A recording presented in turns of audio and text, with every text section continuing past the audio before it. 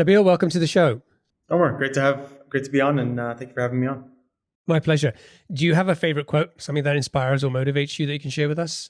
Success comes when chance meets preparedness. I think there's a lot of luck in a lot of things that we do, but if you're not prepared to capture those opportunities. Love it. Okay, so tell us about Forma.ai or Forma.ai. What does the product do? Who's it for? And what's the main problem you're helping to solve? So Forma unifies the design, execution, and the change orchestration of sales compensation. And we do so to better mobilize sales teams and ultimately increase go-to-market effectiveness for our customers. And so enabling every decision that's made in sales comp to be backed by data, we're actually enabling our organizations to make decisions that are financially sound and ultimately incentivize the individual seller to achieve the business outcomes. All that being said, at the end of the day, sales compensation for those that, especially at the enterprise level, you are putting the incentive and connecting it to behavior that you want to see from your sales team. And in today's world, there's $1.2 trillion spent in sales comp in the US alone. And for most organizations, it's today driven through a manual process that's disjointed, sits across multiple teams, and ultimately is something that the average Fortune 500 takes 6 to 8 months to make a change, and ultimately is the exact opposite of agility within an organization. Okay, great. So for people who are listening to this who don't know anything about sales compensation, just give us a dummy's guide to, what does that actually mean? So for the majority of sales reps, the 15 million sales professionals in the US, they are on a incentive compensation plan or a variable compensation plan.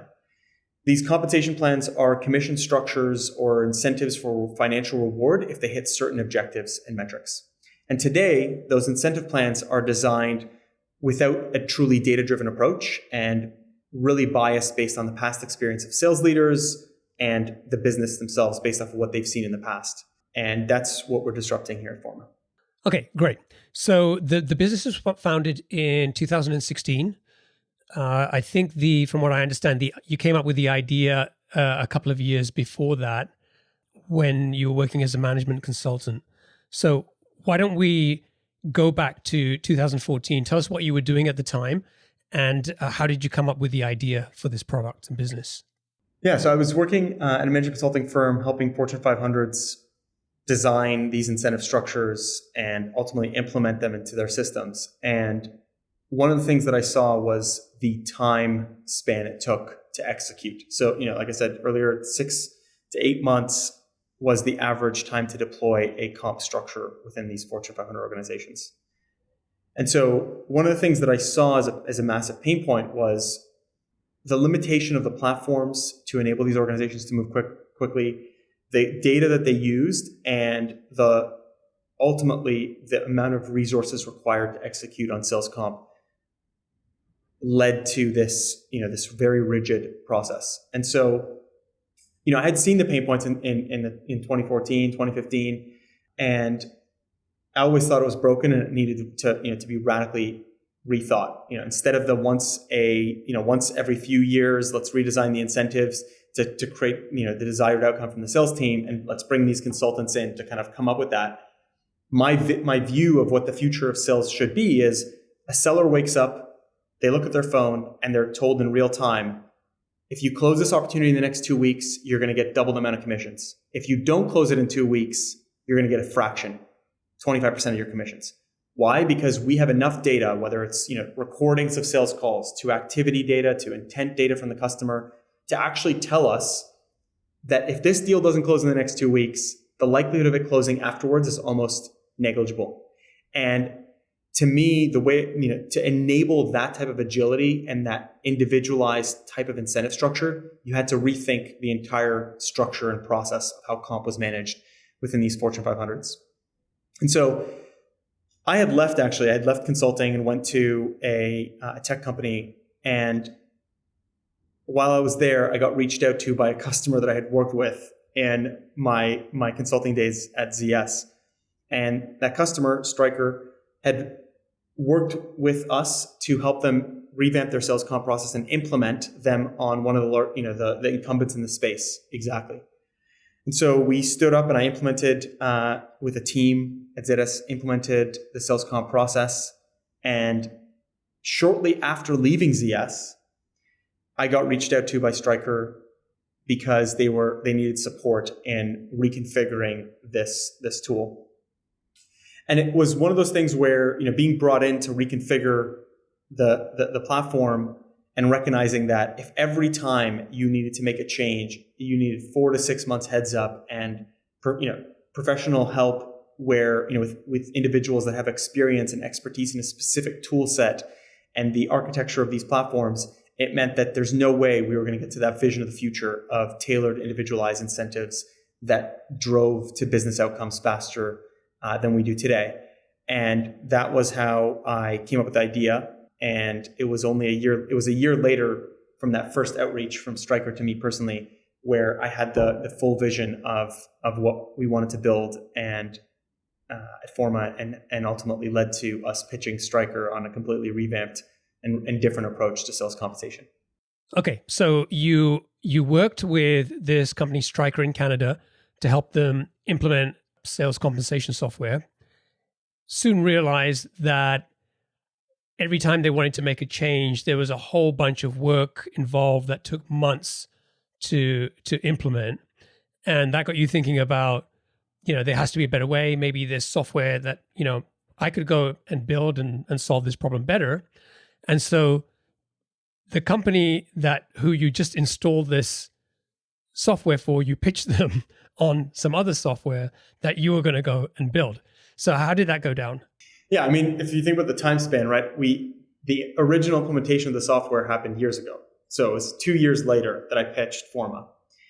And I think if you think about the way that most organizations buy software today, typically they're buying and implementing software, and especially so in sales compensation, they're buying and implementing software for day one, when really a lot of these enterprise applications are actually solving a day two and on problem.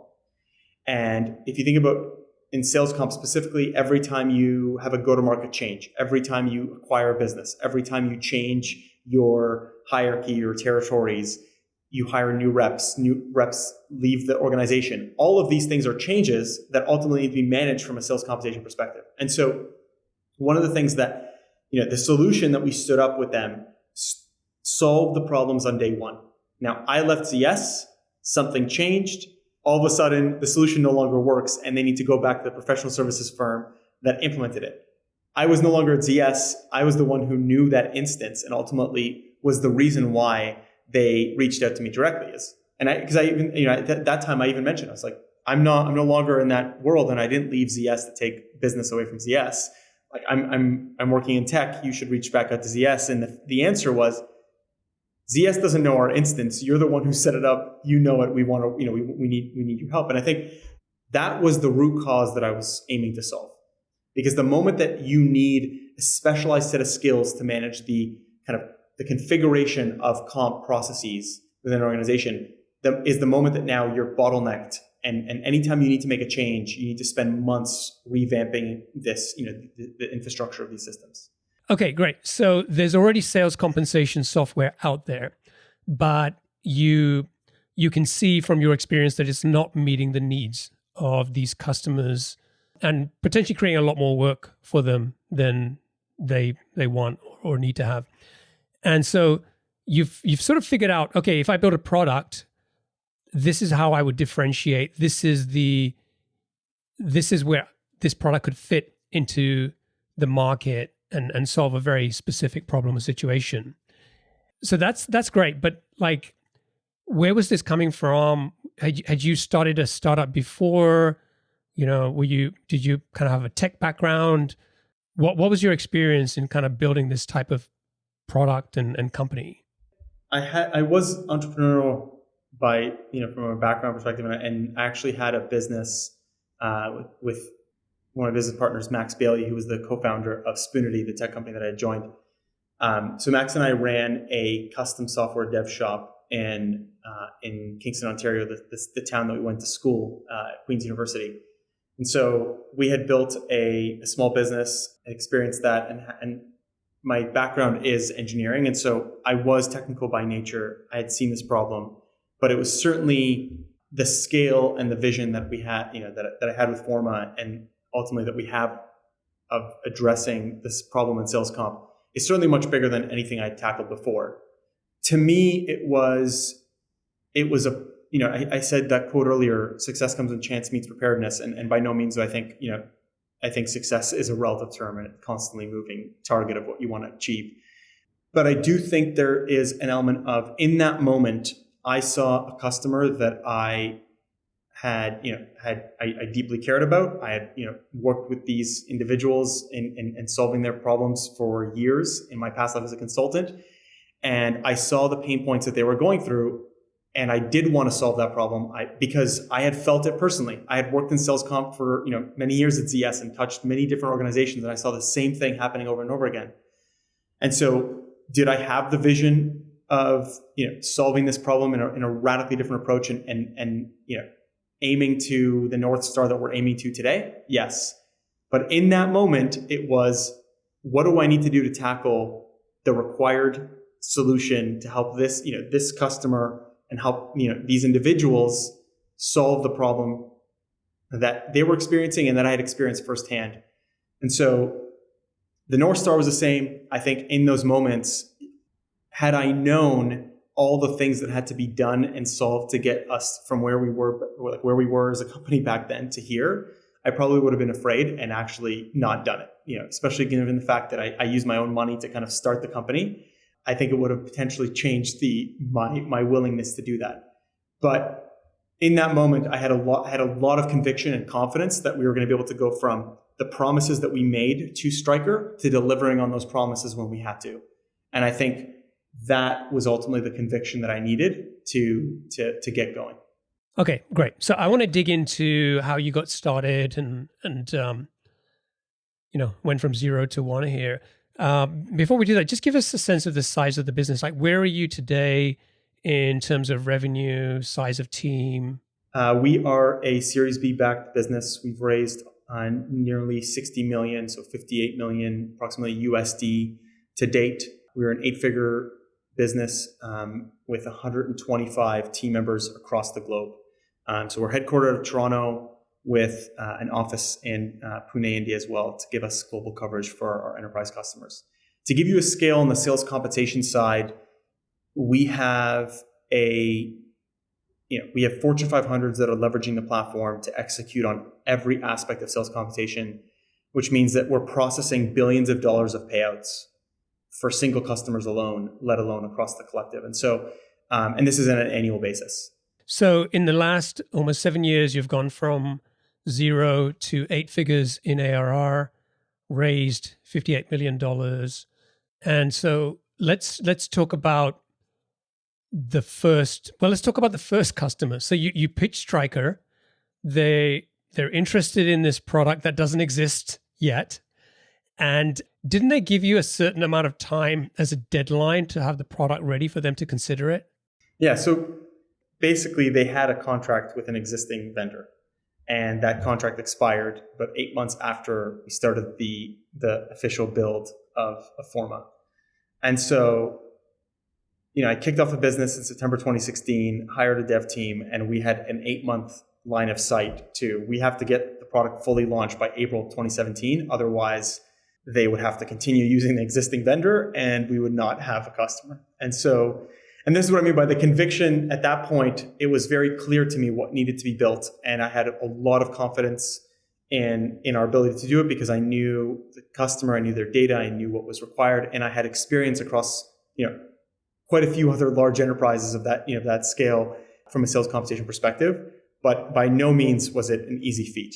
I think for those first 8 months, there were periods where, 60 days straight of doing nothing but working. And, part of the story is we founded the company out of my house. So it started around, small team working out of my dining room.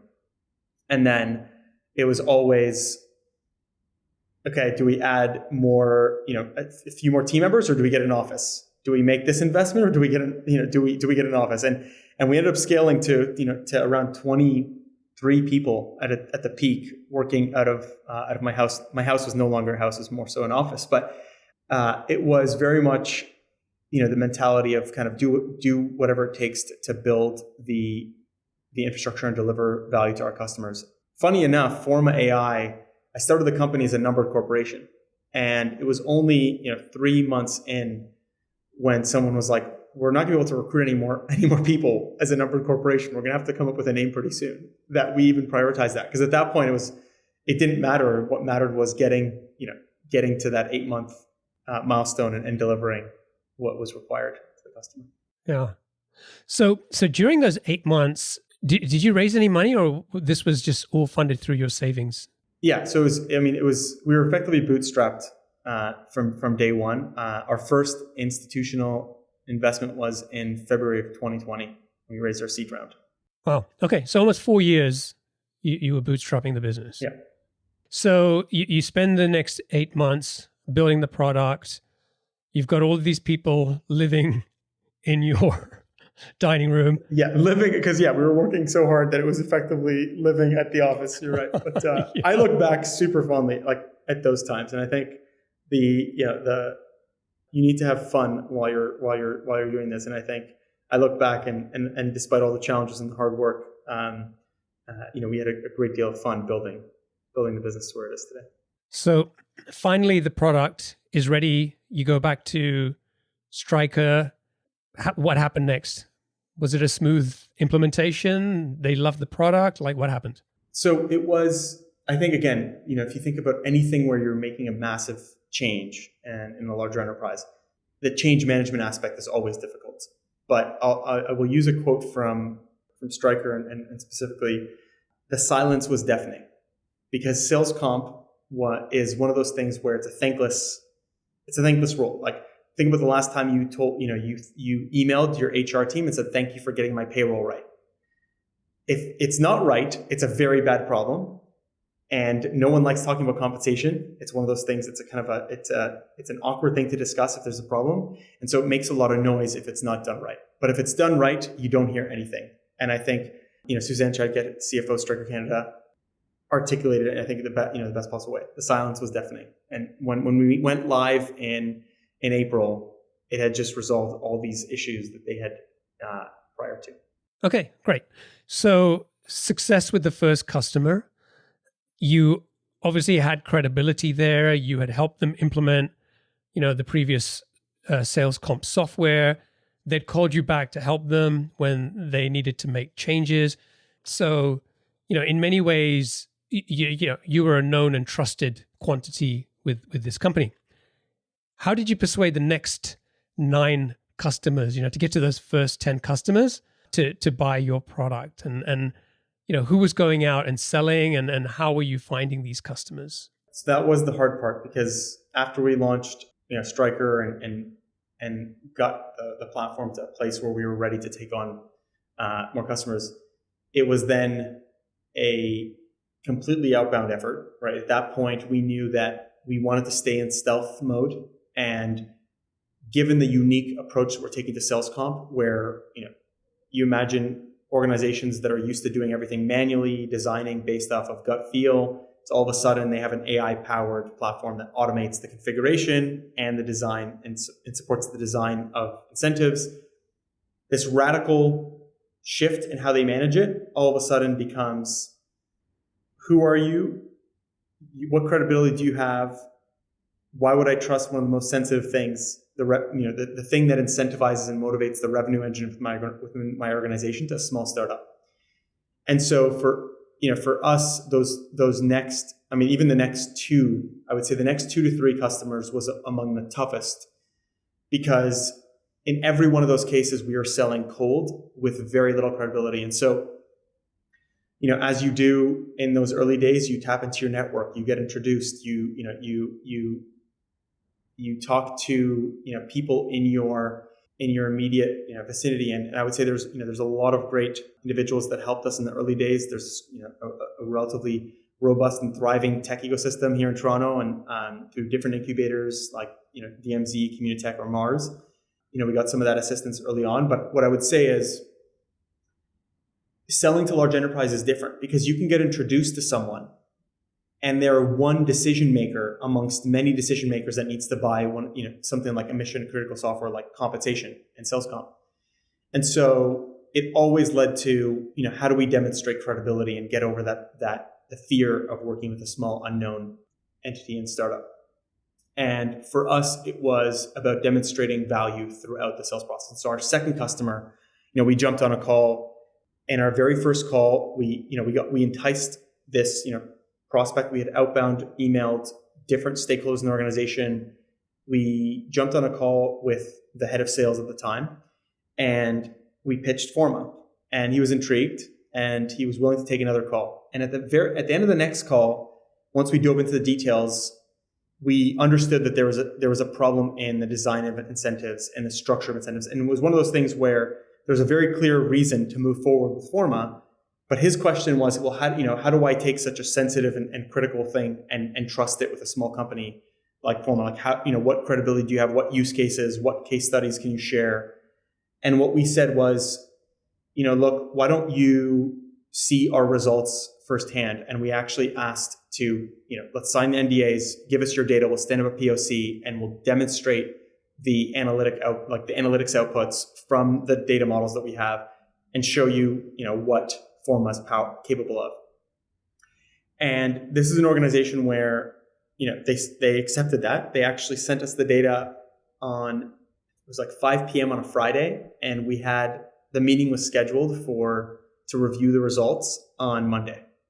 And so it was basically 48 hours of just standing up an instance, running the data models, and then taking all the outputs and packaging it into a set of 5-6 slides that we can walk through in a single 45-minute meeting.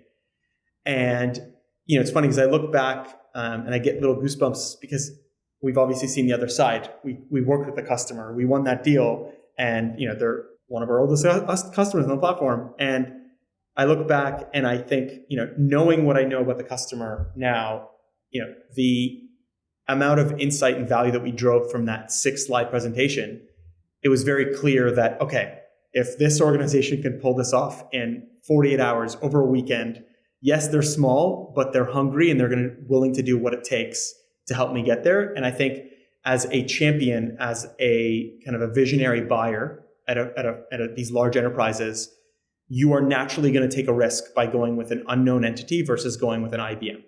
No one gets fired for choosing IBM, as they say, but you are naturally taking a risk. And I think what you want to do is you want to mitigate that risk for that buyer. You want to mitigate that risk for your champion and give them the confidence that you are going to do whatever it takes to get them to the desired outcome. And I think, that was the same case for the next few customers. And it wasn't until we had, a solid 3-4 customers that we could then lean on customer reference calls to say, so that I would say from that, customer 5 to 10, there was still this hesitation, but we were able to lean on the referenceability of our existing customer base. And, it helps when it's not just one or 2 customers saying these positive things, but when you can, present 4 or 5 customer references and they're all speaking positively in the outcomes that they're seeing. And the fact that, it's not just the commitment, the making of promises, but keeping of promises through the sales process to the actual execution. And I think those early customers are so critical to demonstrating that credibility. Otherwise, you won't get the right to actually, especially when going after large enterprises. Selling to smaller organizations, they can take on different types of risks. They can move quicker. There's less decision makers. So it's a different ballpark when you're selling directly to large enterprises from day one. So the credibility piece, I think, obviously once you get to 4 or 5 customers that you can refer to, it doesn't get easy. It gets a little easier to sell to more customers. But I'm curious about that example of taking their data and, processing it over 48 hours and going back to them. Without getting too deep into sales, compensation, can you just help us understand, what did you do with that data? And specifically, what was the customer looking for, or what were the data points or the metrics that you were able to show them which convinced them that Forma was a better product? So if you think about what incentives for sales teams are ultimately designed to do, they're designed to drive a specific behavior. And you hope that that behavior is what is required to capture the potential that exists within that rep's territory or the customers that they're selling into. And so what we are able to do is run it through our data models and produce a result that showed the customer that the behaviors they were driving and the outcomes were not necessarily the things that their incentive plan was actually originally designed or the objective of what it was designed to do. And so, one of the things that we ended up highlighting was not only was there a gap in terms of, the design of that incentive comp plan, but that the way it was structured was going to result in potentially what would be a significant overage in their budget to sales compensation. Okay, so it's kind of clearer now that what you were basically showing them was like, look, based on the data that you gave us, this is where we understand you want to get to in terms of outcomes and how you want to incentivize your people. And the reality is that this is what's actually going on, and this is what the gap is. And then secondly, this thing that you're trying to achieve, you're going to end up spending a lot more money than you need to get there. Yeah, on the second part, I think just to kind of provide a little bit of context, like a really good comp structure for a sales team is going to overpay significantly for top performance. So you want to pay your top 10, 15% of sales reps 2 to 3 times the average earner, and you want to pay your bottom performers a third or less. And so it's a very steep pay curve. So if you design your incentive structure poorly, if you set your targets, without a data-driven approach, what could happen is you could have half your sales team significantly overperform and half your sales team significantly underperform. And you end up getting to a point where you're actually paying, 30 to 40% more than what you budgeted, even though you actually don't overperform on your business target as a company. And in those situations, sales comp is the second largest cost center for a lot of these organizations. It's a meaningful variance. To be 30 to 40% over budget against your payroll target is a massive miss as an organization. And so there is a real financial impact of not doing it right. And that's, these are the kind of things that become very easily visible when you take a very structured framework of reviewing the data. And so ultimately what we did in that 48 hours was demonstrate that not only was there a gap and a value in supporting this specific organization, but that we had the credibility to be able to take their data, process it, and generate these results, leveraging our platform. And I think that kind of unlocked this, okay, well, imagine what they could do with a data-driven approach to the rest of the sales comp. So that eventually gets you to the first 10 customers. And as we said, the more customers you sign up, the easier it's becoming to try and, demonstrate your credibility. And then also having this approach in terms of being able to take a customer's data and, show them the gaps, the opportunities, the problems is great. But when you and I were talking earlier, kind of going beyond 10 customers, before they'll even have a serious conversation with you about this, there's this kind of education that needs to go on. Maybe they already have sales compensation software, right? Probably they do, right? Why do they need to use your product? Why is a data-driven approach a better way to go about it?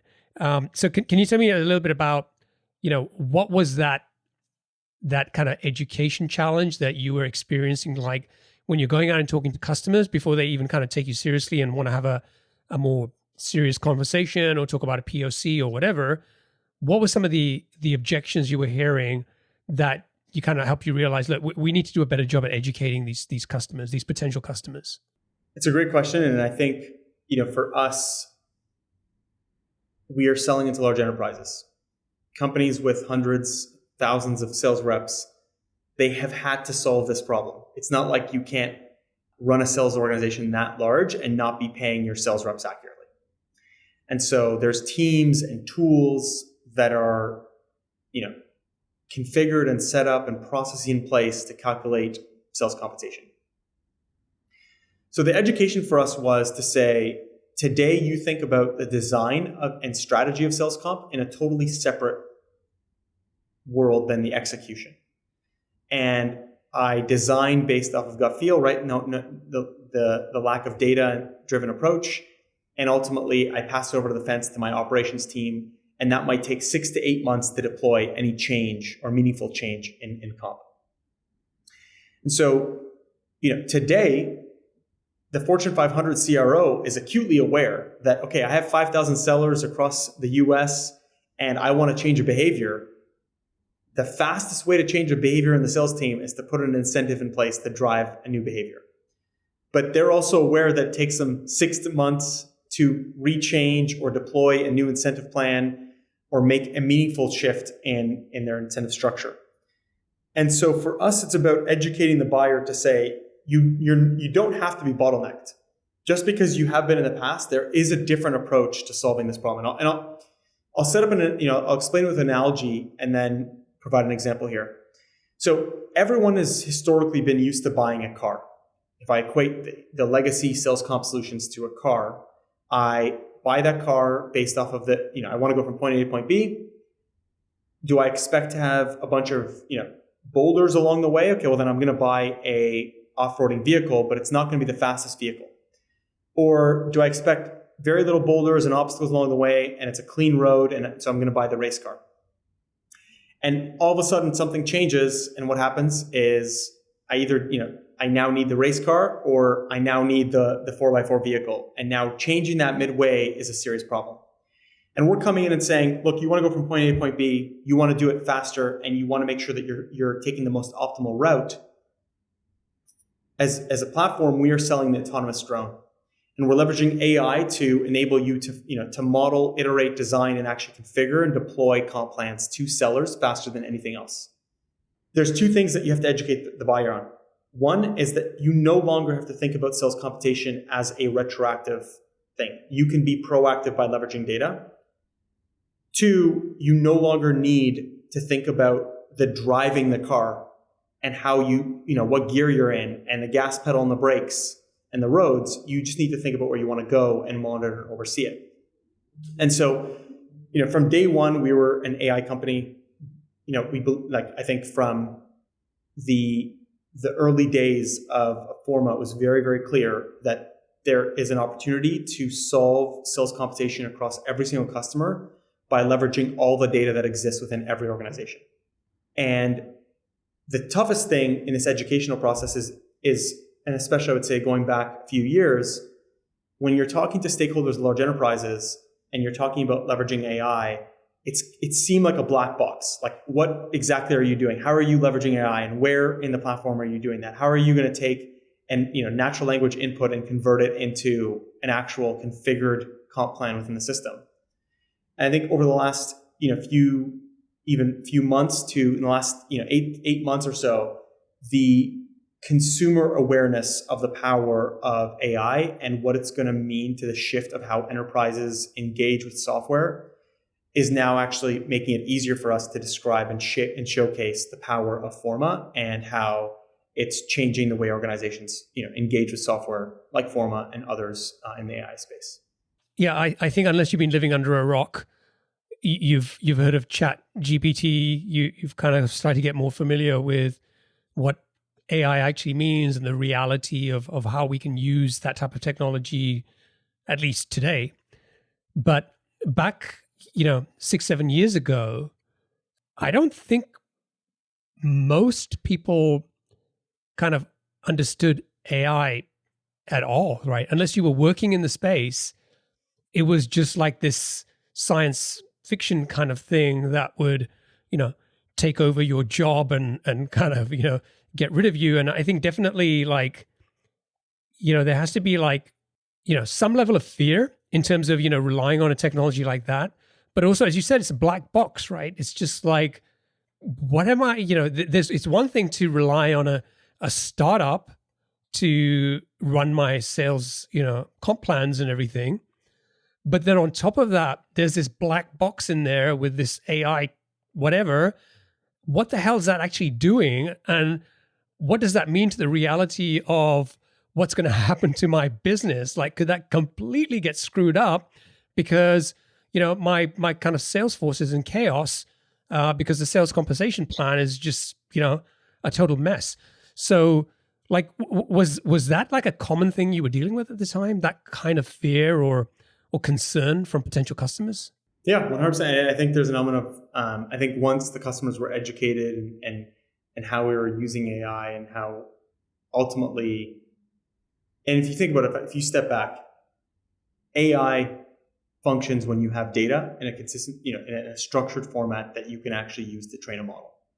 And getting a customer educated, and a customer that's not necessarily, or a buyer that is not necessarily in the space of AI, to your point, back in 2016, 2017, 2018, unless you were in that space and eagerly, working on the tools and resources available within the AI domain, you weren't aware of the power and what it actually meant. That it wasn't necessarily sci-fi, that you could actually use it to solve real problems.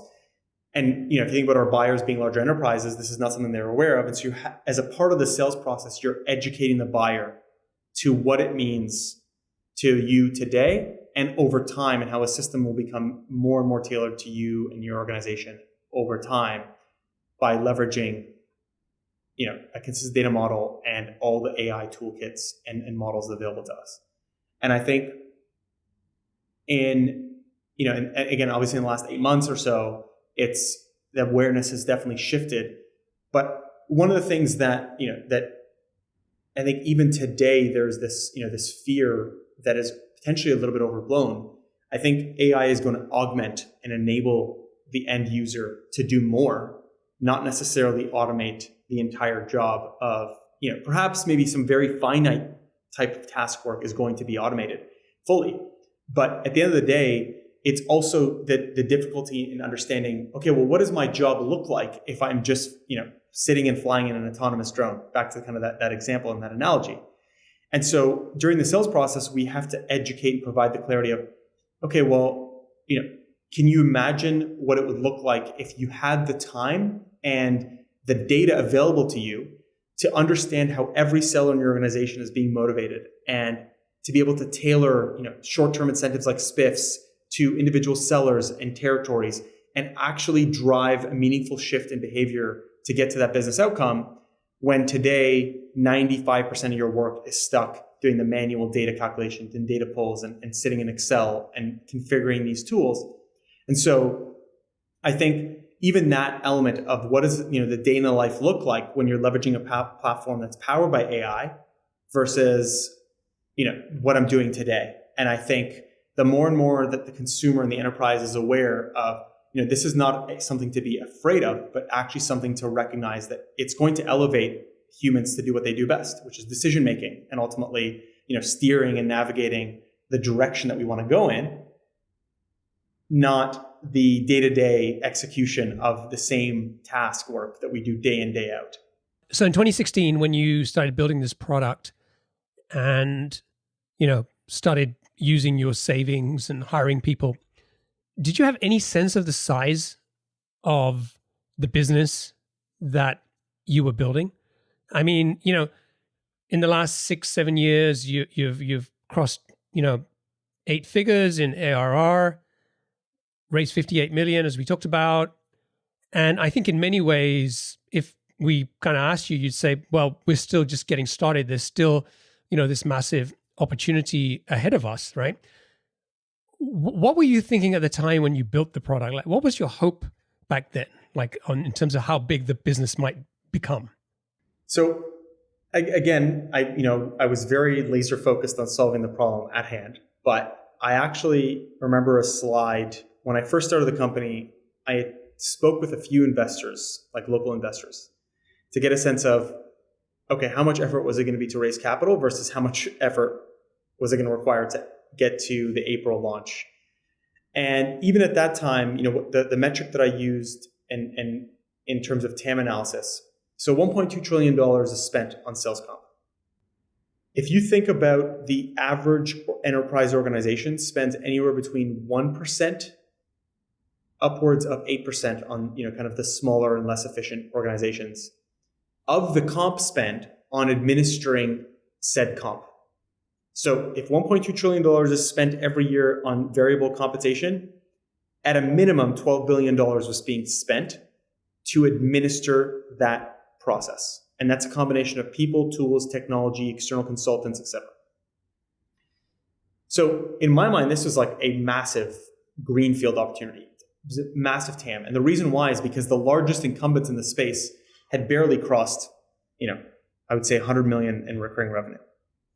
And the reason why, in my opinion, is that no one had actually solved the right problem.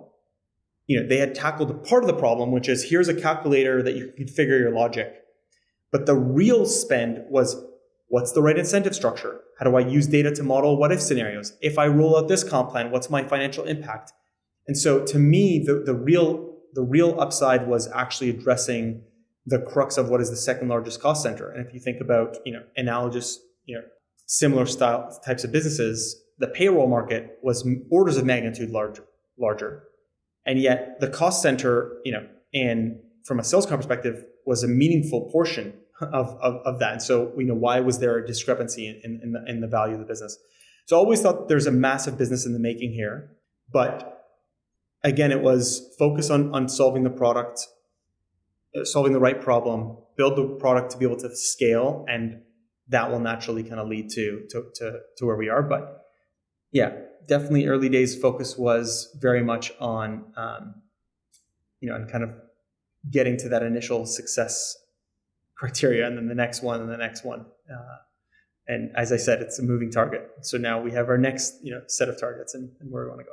I'm always a kind of a big fan of the kind of the expression like think big, act small. Like you can have these big visions, but at the end of the day, it comes down to what's the next thing I need to get done. And the fact that you were very laser focused on just saying, right now we need to build a product for Striker, and then we'll figure out, the next and the next, as opposed to, how do I build the $100 million business product today, and what are all the things that it should be doing, and so on. So it's a fascinating business and opportunity here. Like again, if someone had said to me sales compensation, I'd be like, yeah, I can see the opportunity there in terms of software. But when you describe the TAM and how big it truly is, it's like pretty mind-blowing. It's kind of surprising that there aren't more players and more competition. Well, maybe there is, I don't know. Yeah, I would say there are, in the software space, there's actually quite a few, organizations that are attempting to solve this problem. But like I said, I think what's the root cause, or the root cause that they believe is the biggest pain point that they're going after. And I think that's where we differentiated, right? We're targeting a different problem, and actually, kind of stepping back. I think the saying is always like, the hardest part is uncovering the problem that you're actually trying to fix. The solution and execution of that is actually much easier once you've diagnosed the right problem. And I think that everyone has gone about building a toolkit for an end customer to use to configure their plans, when I think the real problem is it's $1.2 trillion spent every year on variable compensation, and most organizations could not meaningfully tell you what the ROI of every dollar that they spend on that one of the largest cost centers in their business. And so by targeting the right problem set, which is how do you actually build a platform to help you design incentive plans, and then using the same platform to execute and calculate the payouts on an ongoing basis for the rep, by solving that problem first, you solve the second problem, which is what everyone else is focused on. And so we're turning this into, I think historically sales comp has been a back office and operations problem. And what you're starting to see more and more is that it's becoming a seat at the table. It's at the revenue and go-to-market organization. Businesses are recognizing that the incentives are ultimately the most impactful lever for us. And so we want to have that more strategic lens. And I think this is kind of where, by solving that problem on the design and strategy side, we're actually addressing the root cause. Because the TAM, right? I said, 1% from an administration perspective. But if you think about it as if you increase revenue by 1% of that $1.2 trillion that it's driving, that $1.2 trillion is driving on average $10 trillion of revenue, right? Given the average commission rate is about 8 to 9%. So you're talking about 10 trillion. If you improve it by 1%, what is the value there that you're creating and unlocking for businesses? And I think that's where it kind of sets the size and magnitude of the problem in a much bigger lens. We'll have to get you back in a few years and find out, how far you take this business. All right, we should wrap up. Let's get on to the lightning round. I've got 7 quick fire questions for you. Just try to answer them as quickly as you can. What's one of the best pieces of business advice you've ever received? It's not what you do, it's how you do it. What book would you recommend to our audience and why?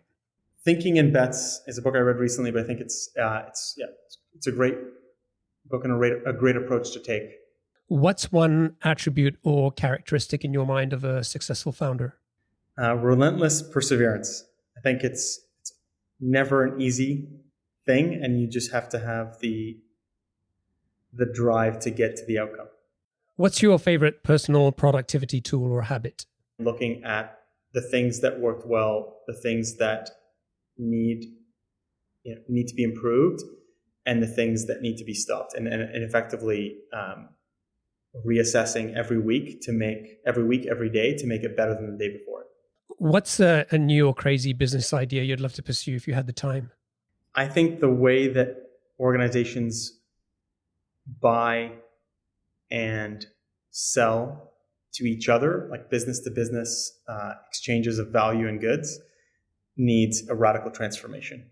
And I don't necessarily have the exact solution, otherwise it would be a multi-billion-dollar idea, but I think there's an element of we have enough data and a radical shift that's happened in the way that we engage and work together that's happened in the last three years. And I think the sales model needs to be radically changed as well. What's an interesting or fun fact about you that most people don't know? I'm a big car guy. I've worked on rebuilding car engines in the past. I actually helped a close friend of mine rebuild his 1980s 911 and an old classic. And I would definitely spend way more time, if I had the time, on cars. And finally, what's one of your most important passions outside of your work? I love running, big runner, and I feel like it's the thing that enables me to kind of de-stress and let it all go away as I kind of get into the mode and the zen of running. Awesome. So Nabeil, thank you so much for joining me, sharing your story and some of the lessons and things you've learned along the way. If people want to check out Forma, they can go to Forma.ai. And if folks want to get in touch with you, what's the best way for them to do that? I would say reach out to me on LinkedIn or connect with me by email. Nabeil at Forma.ai. All right. We'll include a link to your LinkedIn profile in the show notes as well. Awesome, man. Thank you so much for joining me. It's been a pleasure, and good luck to you and the team as you strive to take over the world of sales compensation. And would love to get you back in a few years and see what the business is doing then. Absolutely. Thank you, Omar. Yeah, it's a pleasure to be on and really enjoyed the conversation. Yeah, my pleasure. Cheers.